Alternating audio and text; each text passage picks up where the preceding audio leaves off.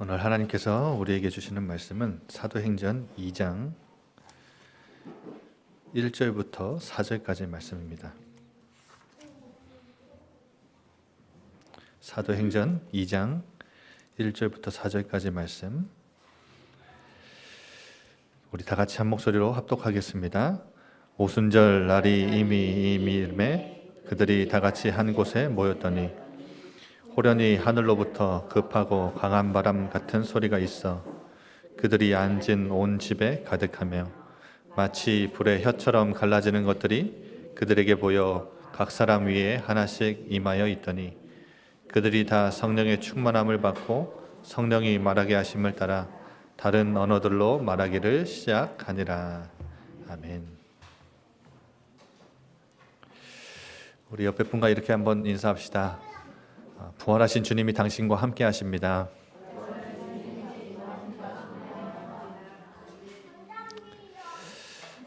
우리 지난주 부활주의를 맞아서 함께 말씀 나누고 또 성찬식을 통해서 우리 신앙의 가장 중요한 부활의 주님이 우리와 함께 우리 안에 계시다는 사실을 우리가 확인하고 또 그 눈을 하나님이 열어주셔가지고 이번 한 주간 여러분 하나님이 함께 하시는 이 비밀 축복을 마음껏 삶의 현장에서 누리고 이 자리에 나오셨는 줄 믿습니다. 지금 저희가 설립 감사 예배를 몇 주 전에 드렸죠. 드리면서 지금 우리가 계속 하나님 앞에 하고 있는 질문에 대한 하나님의 대답을 계속 말씀을 통해 듣고 있는 중입니다. 우리가 교회가 뭐지? 그리고 이 제주 땅에 교회가 많은데 왜 우리가 교회로 모여야 되지? 뭐 이런 교회 본질에 대한 질문, 우리 교회가 존재해야 되는 이유에 대한 질문들을 계속 하나님한테 하고 있는데 하나님이 이 말씀을 통해서 계속 묵상하게끔 지금 우리에게 답을 주고 계시는 거죠. 그래서 여러분이 조금 이해하기 좀 어렵더라도 저희 교회가 시작하는 단계에서 여러분이 조금 못 알아듣고 어려워하더라도 저는 이제 전체 교회가 교회를 말씀을 심부름하는 자로서 하나님이 이 교회의 주인이시기 때문에 하나님이 어떤 방향으로 나아가야 될지 그 방향을 설정하는 메시지를 계속 지금 하고 있는 겁니다. 그래서 이 교회가 이 제주 땅에 존재해야 되는 이유가 뭔지, 우리 교회가 앞으로 나가야 될 방향이 무엇인지를 계속 말씀을 통해 확인하고 있는 거죠. 결국 여러분 우리 지난주에도 함께 말씀 나눠서 확인했지만 부활하신 주님이 엠마오로 가는 두 제자에게 처음부터 자기 자신을 부활하신 주님인 것을 드러내지 않으시고 숨기셨던 이유는, 감추셨던 이유는 말씀을 통해서 이들이 부활의 주님을 믿고 복음을 믿고 또 성찬식을 통해서 이 부활의 주님이 우리와 동행하시고 함께 하신다는 사실을 깨닫게 하신 거죠. 그 말씀은 지금 우리에게도 적용이 돼요. 우리가 부활하신 주님을 육의 눈으로 뵙지 못했잖아요. 이 한 공간에 계시진 않아요. 그런데 말씀을 통해 우리가 그 부활의 주님을 믿는 것이고 또 우리가 성찬식을 통해 또 영적인 교제와 우리 성도 간의 교제와 이 교회가 공동체가 모일 때마다 부활의 주님이 우리와 함께 하신다는 사실을 우리가 깨닫고 또 그 사실을 보는 거죠. 그래서 결국은 이 엠마오로 가던 두 제자를 하나님이 예수님이 찾아가셔서 어디로 다시 돌아가게 하셨죠? 예루살렘으로 돌아가게 하셨죠. 무슨 말이냐면 예수님이 십자가에서 돌아가시고 다 흩어졌던 제자들인데 이 제자들을 부활의 증인으로 다시 이제 삼으셔서 돌아오게 하셔가지고 예루살렘에 돌아오게 하셔가지고 예루살렘에서부터 시작하고자 하시는 하나님의 일이 있었대요. 그러니까 하나님은 이 제자 공동체, 즉 지금 오늘날의 교회를 통해서 이루고자 하시는 일이 있어요. 그래서 하나님이 우리를 불러 모아주신 겁니다. 그것이 뭐죠? 복음을 증거하는 일이에요. 그래서 십자가가 믿어지는 은혜를 우리에게 허락하신 것이고, 또 부활의 주님이 우리와 함께 하시는 이유가 이 복음을 우리 주변에 증거하기 위함입니다. 그러니까 나를 넘어서 내 가정과 가문, 나의 후대, 그리고 우리 민족을 넘어서 저 다른 나라에 있는 사람들까지, 다른 문화권에 있는 사람들까지 이 복음을 힘있게 증거하도록 하나님이 우리를 불러 모아주신 거예요. 여러분, 이 사실에 동의하십니까? 지금은 조금 믿기 어렵고 이해하기 어려워도 저는 이 사실을 선포해야 하고, 여러분도 이 사실을 동의하고 또 믿으셔야 됩니다. 이것이 아니면 우리 교회가 사실은 존재할 이유가 없고, 또 우리 교회가 나아가야 될 방향을 제대로 잘 못 붙잡는 거예요. 그런데 여러분, 제가 오늘 그 말씀을 시작하면서 처음으로 말씀드리고 싶은 내용이 뭐냐면, 목사님, 이 제주도 땅에 70만 영혼이 있는데 70만 영혼에게 복음 전하려면 우리가 생각할 때, 우리는 세상에서 이제 많은 것들을 보고 배웠기 때문에 세상 방식에서 생각할 때 적어도 70만 영혼에게 복음을 증거하려면 뭐가 필요하다고 생각하죠? 우리는 사람이 많이 필요하다고 생각해요. 그리고 그 사람들 중에도 능력 있고 배경이 있고 수준이 뛰어난 사람들이 필요하다고 생각을 합니다. 그게 우리 생각이에요. 우리 입장이고 우리 방식이지요. 자, 여러분, 이 복음을 예루살렘에서 유다와 사마리아와 땅끝까지 증거하기 위해서 이 제자들을 다시 불러 모아주시고 부활하신 주님이 제자들 찾아가셨는데, 만약에 그 증거하는 일에 많은 사람이 필요하고 수준과 배경과 재물과 능력 많은 사람들이 필요했다면 우리 주님은 제자들을 찾아가지 않으셨을 겁니다. 누굴 찾아갔겠어요? 거리를 활보하셨을 거예요. 만약에 많은 사람을 모으실 것 같으면 자기 손에 난 십자가 그 못자국과 발에 난 이 못자국을요 마음껏 보이시면서 부활하신 주님이 많은 사람들 앞에 자기를 보이셨을 거예요. 많은 사람이 필요하다면. 그리고 성전에 많은 사람들이 모여 있었기 때문에 어디에 출연하시면 돼요? 성전에 출연하시면 돼요. 재물이 많고 지위가 높고 능력 있고 수준 있는 사람들 모여 있는 사내들인 공회, 예수님을 종교 재판에 세워가지고 정죄한 데가 사내들인 공회인데 사내들인 공회에 예수님 나타나시면 돼요. 종교 지도자들이 모여 있는 그곳에 나타나시면 돼요. 빌라도 총독에게 이제 십자가형을 받으셨죠? 총독에게 나타나시면 돼요. 헤롯에게, 분봉왕 헤롯에게 신문을 받으셨죠? 그러면 분봉왕 헤롯 앞에 나 부활했다, 너네가 죽인 내가 부활했다 보여주시면 되잖아요. 그럼 누가 필요하다는 거예요? 이 복음 증거하는 일에 많은 사람이 필요하고 재물, 높은 지위, 수준, 배경 있는 사람, 돈 많은 사람이 필요한 게 아니라 우리 주님은 이 하나님의 일을, 복음 증거하는 일을 위해 누가 필요했던 거예요? 이 제주 땅에 70만 영혼에게 복음을 증거하기 위해서 누가 필요하다는 거예요?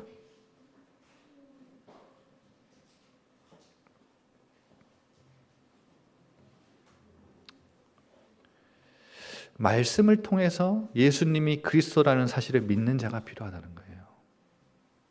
그리고 부활의 주님이 지금 우리와 함께 하시다는 사실을 볼 줄 아는 사람, 이 눈이 열린 사람이 필요하다는 거예요.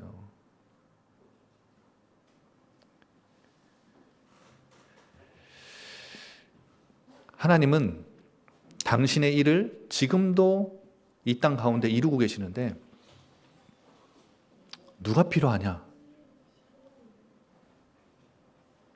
능력, 배경, 수준, 돈 많고 지위 높은 사람들이 필요하다는 게 아닙니다.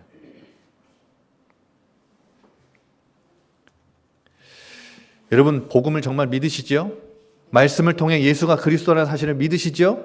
그 사람이 필요한, 그 사람을 하나님 들어 쓰시는 거예요. 예수님 부활하셨다는 사실을 믿으시죠? 부활 승천하셨지만 지금 하나님 보좌 우편에서 만물을 통치하시는 그 예수 그리스도가 나와 함께 하시고 우리 교회와 함께 하시다는 사실을 믿으시지요? 이거 진짜 믿는 사람, 그거 믿는 교회, 하나님이 역사하시는 거예요. 그래도 목사님, 사람이 좀 많아야 되지 않겠습니까? 목사님, 그래도 좀 배경이 있고 수준 있는 사람들이 모여야지요. 여러분, 예수님께서, 부활하신 예수님께서 이 제자 공동체, 이 하나님의 일을 할 공동체에게 진짜 필요한 거 한 가지만 얘기하셨거든요. 한 가지 얘기하셨어요.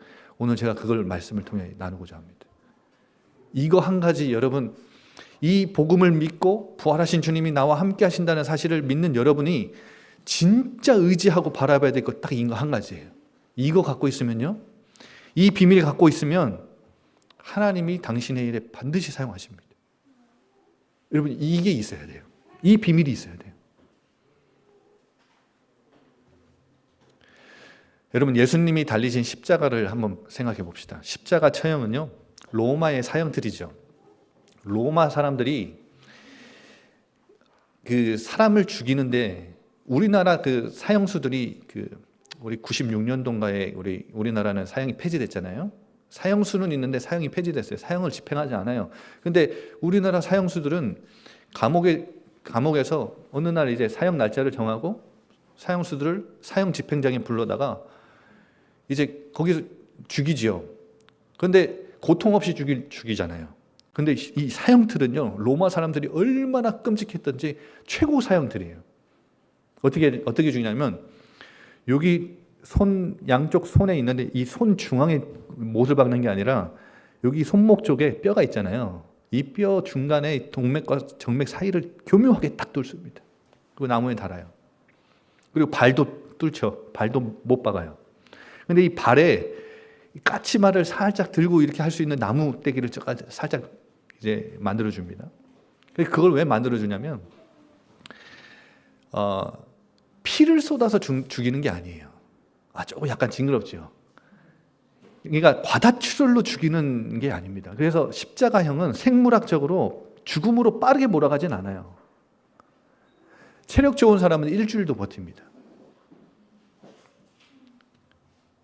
그런데 이게 얼마나 비참하고 얼마나 끔찍한 처형이냐면, 사람이 가장 공포스러운 게 죽음의 공포잖아요. 그런데 우리 사형수들은 고통 없이 빨리 죽이는데, 이거는 고통을 느끼면서 서서히 죽이는 거예요. 얼마나 끔찍해요. 이 극도의 공포심에 사람이 이제 자기가 언제 죽는지도 모르고 계속 매달려 있는 거죠. 그런데 또 십자가 처형은 어떻게 하죠? 공개적인 처형이죠. 일부러 잘 보이는 산 위에다가, 언덕 위에다가 합니다. 왜냐하면 수치를 당하게 하고, 너네 로마에 반역하면 너 저렇게 돼, 이걸 보여주는 거예요. 공개적인 처형이에요. 그런데 이 십자가에 매달린 죄수들을 빨리 죽게 하는 이제 관습이 하나 있었는데, 그 관습을 보고 크루리 프라기움이라고 합니다. 크루리 프라기움은 뭐냐면, 빨리 죽이려면 이 죄수들의 정강이 뼈를 망치로 부셔요. 또 징그럽죠. 이렇게 매달려서 피를 흘리면서 까치발을 들고 겨우 이제 아래 이렇게 발을 이렇게 해가지고 이렇게 서 있는데, 십자가에 매달려 있는데, 뚫린 데도 너무 아프고 못자국 난 데도 너무 아프고 피도 흘리고 뭐 하는데, 그러면 내가 언제 죽을지도 모르는 그 극심한 공포감에 매달려 있는데 정강이 뼈를 부셔요. 정강이 뼈를 부시면 어떻게 되면 그 까치발조차도 이제 힘든 거예요. 그러면 몸이 앞으로 쏠리겠지요. 몸이 앞으로 쏠려서 심장과 머리에 피가 쏠려가지고 어떻게 되냐면 쇼크사로 죽습니다. 그러니까 빨리 죽이려면 피를 쏠리게 만드는 이 정강이 뼈를 부셔서 피가 쏠리게 만드는 거예요. 그래서 쇼크사로 죽는 거죠. 요한복음 19장 한번 펴보세요. 여러분 지금 갖고 있는 성경 앞에 보시면 사도 요한이 사복음서에서 유일하게 사도행전 요한복음 19장에만 그 크루리 프라기움을 이 관습을 기록해놨어요. 19장 30절에 보면 예수님이 다 이루었다 하시고 머리를 숙이니 영혼이 돌아가셨어요. 그런데 31절 보세요. 이날은 준비일이라 안식일이 이제 저녁부터 시작해요. 유대인들은 하루가 저녁 6시부터 시작합니다. 그래서 그날 저녁 6시부터 안식일이 시작되기 때문에 예수님은 한 오후 3시쯤에 돌아가셨어요. 그런데 안식일에 시체들을 십자가에 두지 않으려고 빌라도에게 유대인들이 쫓아가서 이렇게 얘기합니다. 31절 뒤에 보세요. 빌라도에게 그들의 다리를 꺾어 시체를 치워달라 한다. 이게 크루리 프라기움이에요. 그래서 32절 보세요. 요한복음 19장 32절. 군인들이 가서 예수와 함께 못 박힌 첫째 사람과 그 다른 사람, 그러니까 예수님 옆에 강도 2사람이 매달려 있었죠. 이 2사람의 다리를 꺾었어요, 안 꺾었어요? 꺾었어요. 정강이 뼈를 부러뜨린 거예요. 왜냐하면 이들은 아직 살아 있었거든요. 33절 보세요. 예수께 이르러서는 이미 죽으신 것을 보고 다리를 꺾지 않았다. 예수님이 이미 돌아가셨어요. 그러면 이건 빨리 죽게 하는 관습이니까 돌아가셨기 때문에 사람이 죽었기 때문에 다리를 꺾을 이유가 없는 거예요. 근데 그것도 뒤에 보면 36절에 보면 그 뼈가 하나도 꺾이지 아니하리라 한 말씀, 구약에 예언된 말씀을 그대로 응하게 하시려고 하신 거죠. 그런데 이 34절 보세요. 그 중에 한 군인이 예수님이 이미 죽었기 때문에 그 죽음을 확인하려고 다리를 꺾지 않고 어디를 뚫어요? 창으로 옆구리를 찌르죠. 예수님 몸 안에 남아있던 뭐가 쏟아져요? 피와 물이 다 쏟아집니다.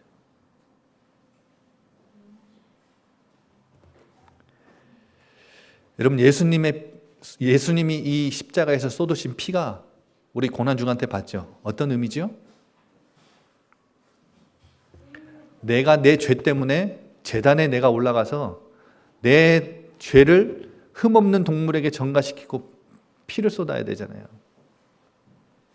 그런데 우리 예수님께서 희생제물, 속죄제물 되셔서 어린 양이 되셔서 십자가에서 흠 없으신 그의 피, 죄 없으신 그의 피를 우리를 대속하시기 위해 쏟으신 피를 의미해요. 그래서 우리는 죄를 사해야 구원을 받는 거예요. 죄 사함을 받아야 구원을 받는 거예요. 죄의 삭은 사망이기 때문에 내가 죄인으로 태어났다면 내가 죽어야 돼요. 그런데 어떻게 해요? 예수님이 대신 죽어주신 거예요. 그 사실을 믿음으로 나는 내 죄는 사해지는 거예요. 그래서 무슨 말이냐? 예수님이 흘리신 이 피는 내가 믿고 죄 사함을 받는 거예요. 이게 가장 큰 은혜입니다. 그런데 예수님이 흘리신 물은 뭐예요? 피와 물을 쏟으셨잖아요. 그럼 물은 뭘 의미하죠? 여러분, 요한복음 7장을 한번 펴보세요. 7장 37절부터 39절. 다 같이 한번 읽어봅니다. 시작. 명절 끝날 곧 큰 날에 예수께서 서서 외쳐 이르시되 누구든지 목마르거든 내게로 와서 마시라. 나를 믿는 자는 성경의 이름과 같이 그 배에서 생수의 강이 흘러나오리라 하시니 이는 그를 믿는 자들이 받을 성령을 가리켜 말씀하신 것이라. 예수께서 아직 영광을 받지 아니하셨으므로 성령이 아직 그들에게 계시지 아니하더라. 예수님이 명절날 많은 사람들 가운데 일어나셔서 외치세요. 누구든지 목마르거든 내게로 와서 마셔라. 나를 믿는 자는 어디에서 생수가 나온대요?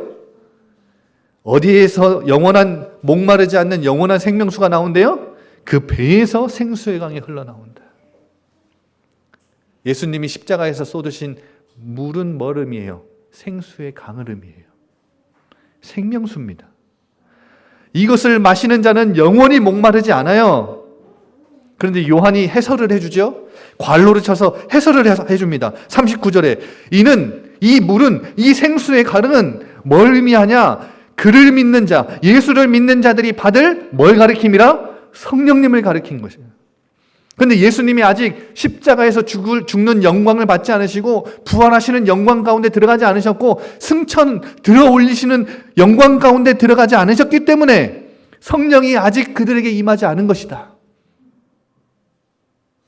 그럼 예수님이 쏟으신 이 물은, 십자가에서 쏟으신 이 물은 뭘 의미해요? 구원받은 자가 받는 성령을 의미한다는 거예요.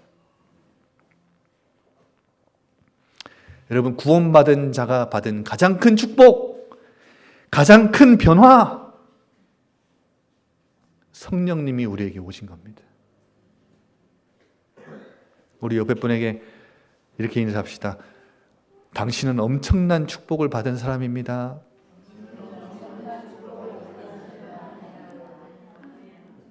아니, 여러분, 은혜도 받았지요. 예수님이 십자가에서 나의 죄를 위해 피 흘리셨다는 사실을 믿어지는 은혜도 받았는데 욕심도 많으셔. 축복도 받았어. 어떤 축복 받았어요? 성령님이 오셨어요. 우리를 고아와 같이 내버려 두지 않으시고 눈에 보이시는 예수님은, 제자들과 함께 하셨던 보혜사 예수님은 하늘로 승천해 올라가시지만 예수님이 아버지께 받아서 우리에게 보내시는 게 있는데 그게 뭐냐? 성령님이에요. 성령님도 보혜사세요.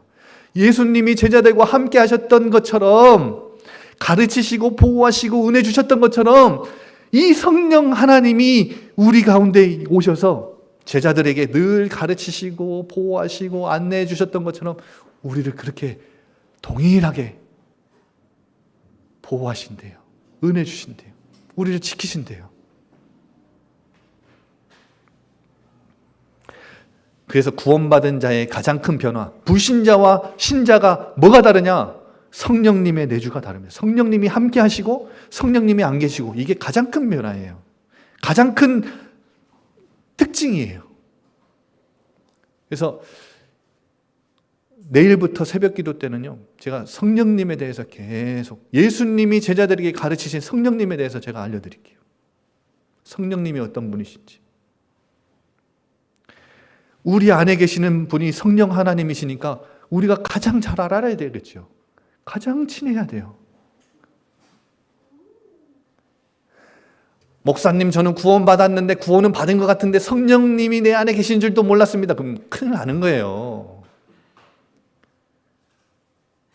여러분, 목사님, 내 안에 계신 하나님이 성령님이신 줄도 몰랐습니다. 여러분, 그러면 큰일 나는 거예요.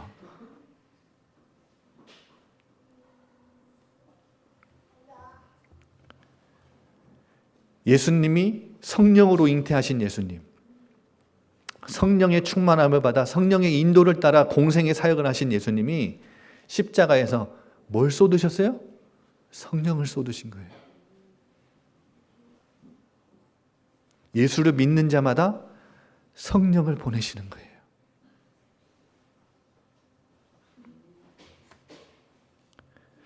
오늘 본문에 나와 있는 초대교회가 시작되는데, 시작되기에 앞서 사도행전 1장 3절에 보면 부활하신 주님이 제자들과 40일 동안 함께 하셨죠. 1장 3절 보세요. 그들에게 고난받으신 후에 제자들에게 확실한 많은 증거로 친히 살아계시는 것을, 부활하셨다는 것을 확실히 나타내시고 알려주셨어요. 그렇죠? 부활의 증인들에게 나타나셨고 제자들에게 나타나셨죠. 40일 동안은 함께 하셨대요. 여러분, 왜 부활하신 주님이 나 부활했다 하고 그냥 올라가시지 않고 40일을 함께 하셨을까요? 뒤에 보세요. 하나님 나라의 일을 말씀하시니라. 이제는요, 이 제자 공동체, 교회를 통해서 하나님이 하실 일이 있는데 그게 뭐예요? 하나님 나라의 일이에요. 그런데 이 하나님 나라의 일이 일을 말씀하셨는데 뭘로 말씀하셨냐? 2절 보세요. 2절. 1장 2절. 사도들에게 뭘로 명하시고 왜 성령으로 명하셨을까요? 하나님의 일을 이제 누가 주도하세요? 성령님이 주도하실 것이기 때문에. 예수님이 이제 승천하실 거예요. 이제 누가 주도하세요? 성령님이 주도하실 것이기 때문에. 성령님을 통해 말씀하셨어요. 그러니까 지금 이 시간도 제가 말씀을 전하는 것 같은데 누구를 통해 말씀을 해요? 성령님을 통해 우리 가운데 말씀을 전하는 이나 말씀을 듣는 이나 누가 역사하시고 누가 소통하세요? 성령님이. 말씀을 전하는 자도 성령을 통해 말씀을 전하고, 말씀을 듣는 이들도 뭘 통해 말씀을 들어야 하나님의 뜻이 보이고 음성이 들려요? 성령님을 통해.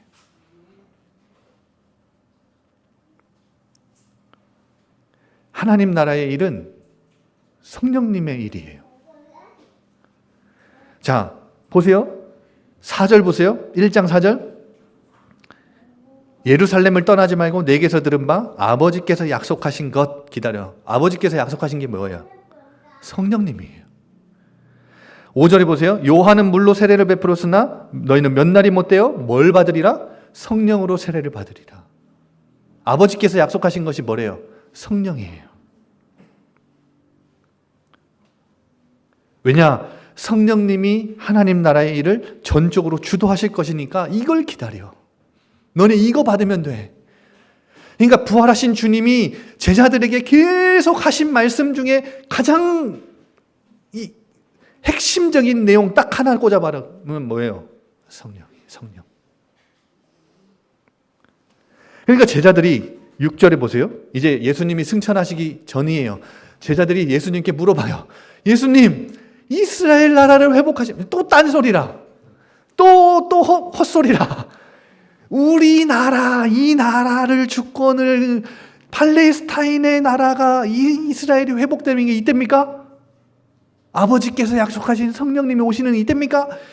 그러니까 예수님이 때와 시기는 아버지께서 자기의 권한에 두셨니 너희가 알 바 아니다. 무슨 말이에요? 너네 딴 데 관심 두지 마, 제발 좀. 너네 지금 왜 또 헛소리야? 내가 이제까지 40일 동안 가르쳤는데? 이 말이에요. 저처럼 이렇게 뭐 한숨 섞인 말로 하셨겠습니까? 모르죠. 좀 여러분 참고하십시오. 제가 강단에서 이렇게 힘주어서 말할 때는 저 화난 거 아닙니다. 저 짜증내는 거 아니에요. 강조하는 겁니다. 가끔씩 저도 설교 들어보면 왜 이렇게 화를 내냐 이러는데 여러분 저 화내는 거 아닙니다. 짜증난 거 아니에요. 예수님이 너희가 알 바 아니다. 좋게 온유하신 분이니까 야 너희가 알 바 아니야 이렇게 말하셨을까요? 아니면 너희가 알 바냐? 라고 얘기하셨을까요? 잘 모르겠어요. 하지만 너네 딴 데 신경 쓰지 마 제발. 성령님이 너희에게 임하시면 너희에게 하나님 성령님이 권능을 주실 건데 너희가 이 능력 힘입어서 예루살렘, 유대, 사마리아, 땅끝까지 증인될 거예요. 너희 수준 배경 능력으로는 안 돼. 그러나 너네 내가 그리스도인 걸 믿지? 내가 부활했다는 사실, 내가 너희와 함께 한다는 걸 믿지? 근데 내가 너희를 통해서 이 복음을 땅끝까지 증거할 건데 예수님이 계속 하신 말씀. 그 하나님 나라의 일은 성령님이 주도하실 거야. 그러니까 기다려. 그러면 성령님이 너희에게 권능을 주실 거니까 너네 그거 가지고 하면 돼. 그분이 너희를 인도하실 거야. 그러니까 예수님은 지금 제자들과 40일을 함께 하시면서 부활하신 주님은 하신 말씀이 딱 하나예요. 나는 가지만 성령님이 오실 건데 그분이 너희를 인도하고 너희가 충만을 구하면 충만 주실 거고 너희에게 힘 필요하면 능력 주실 거야.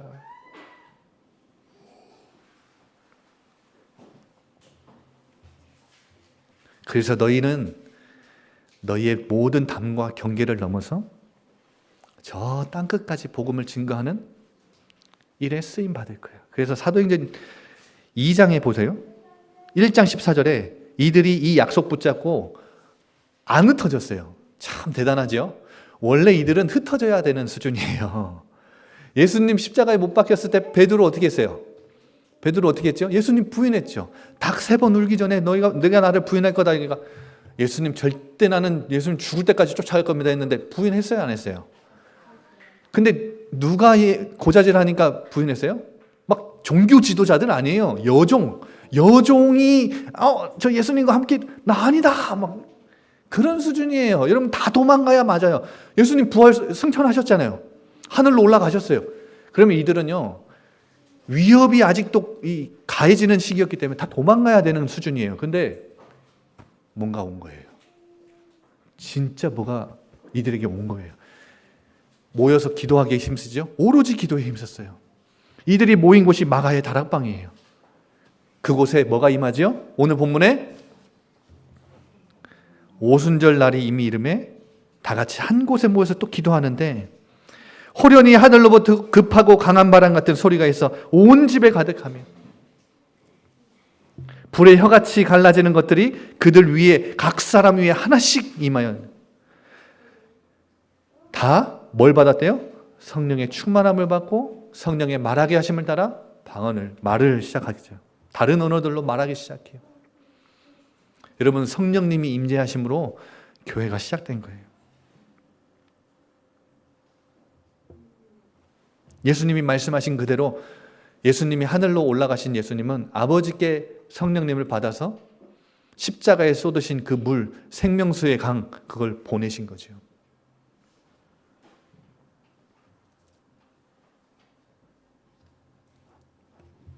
여러분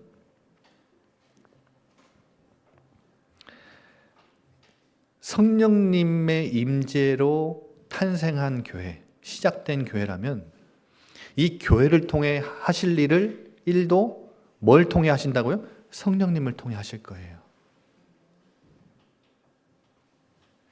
그래서 저희가 사실은 개척을 한 게 아니라 개척을 당한 거죠.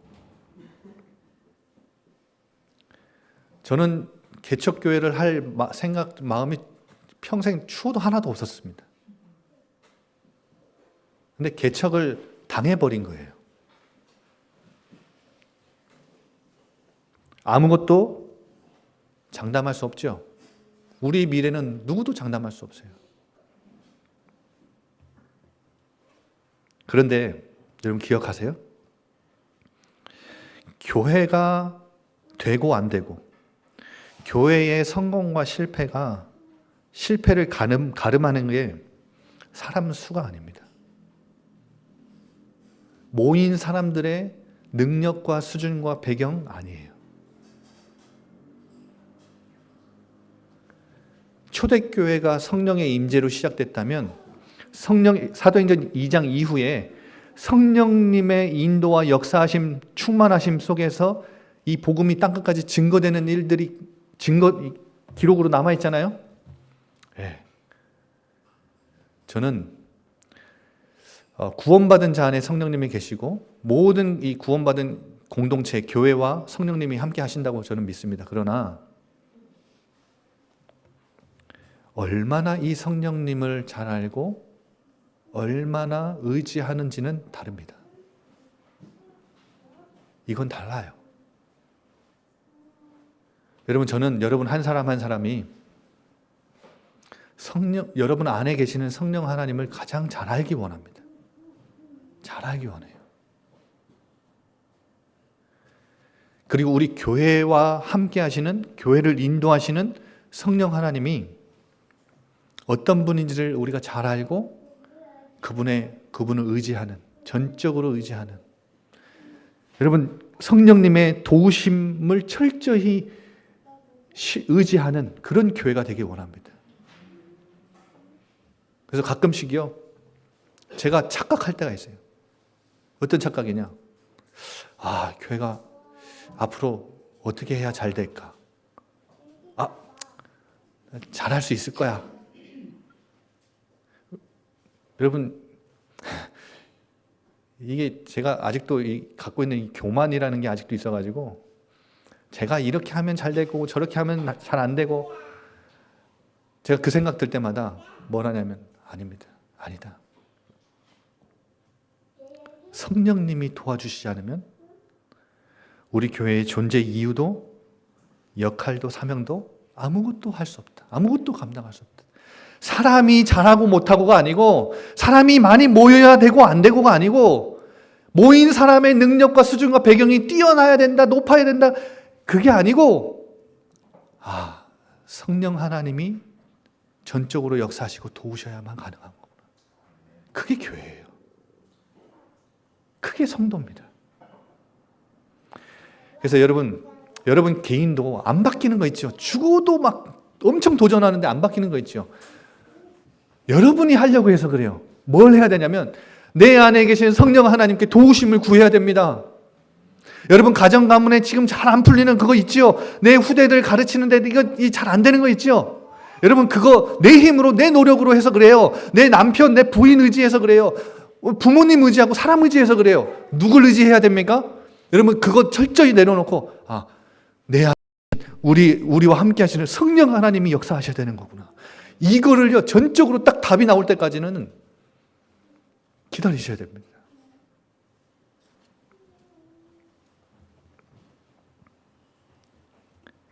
그래서 이제까지 제주도 땅에 흑암이 가득하잖아요. 저는 흑암 가득한 1만 8천이라는 이 흑암 세력이요.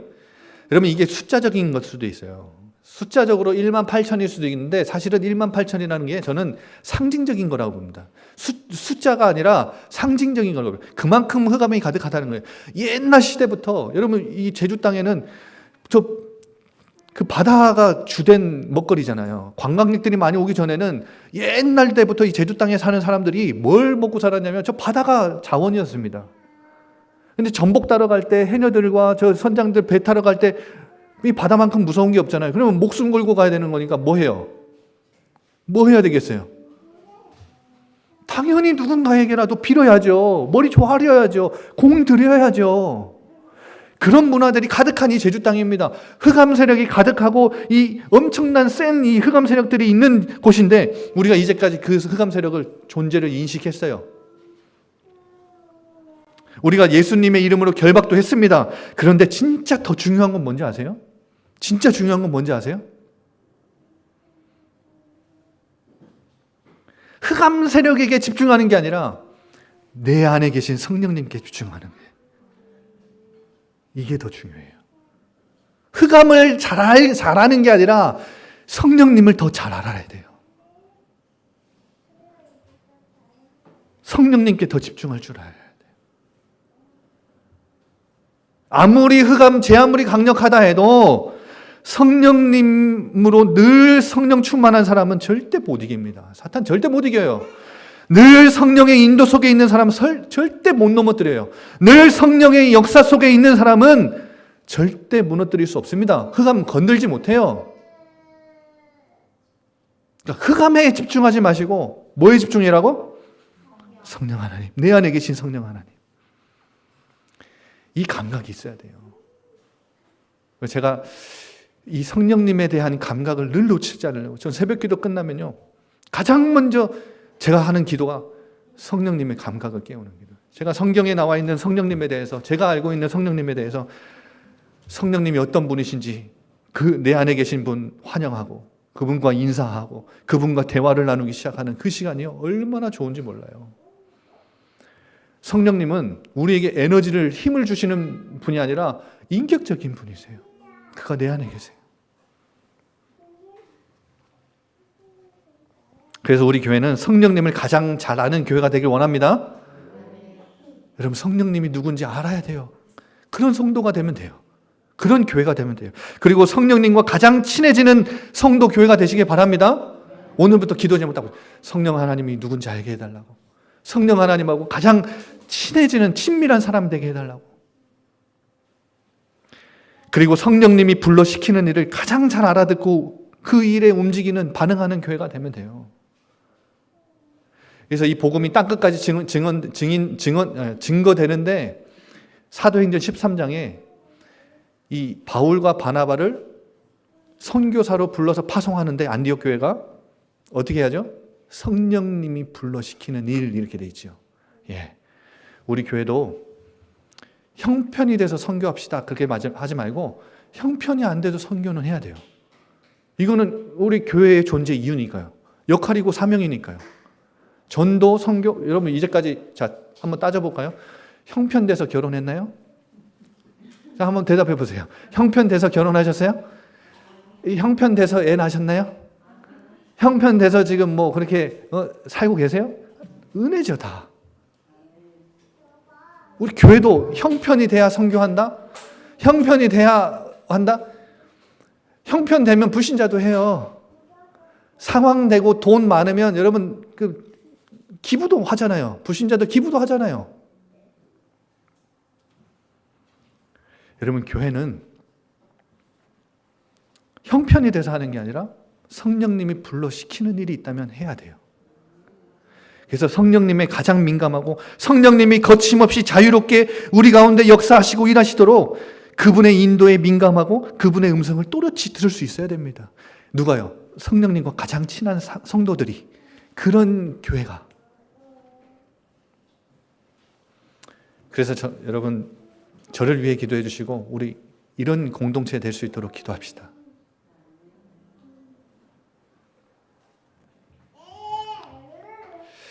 우리 한번 같이 말씀 붙잡고 기도합시다.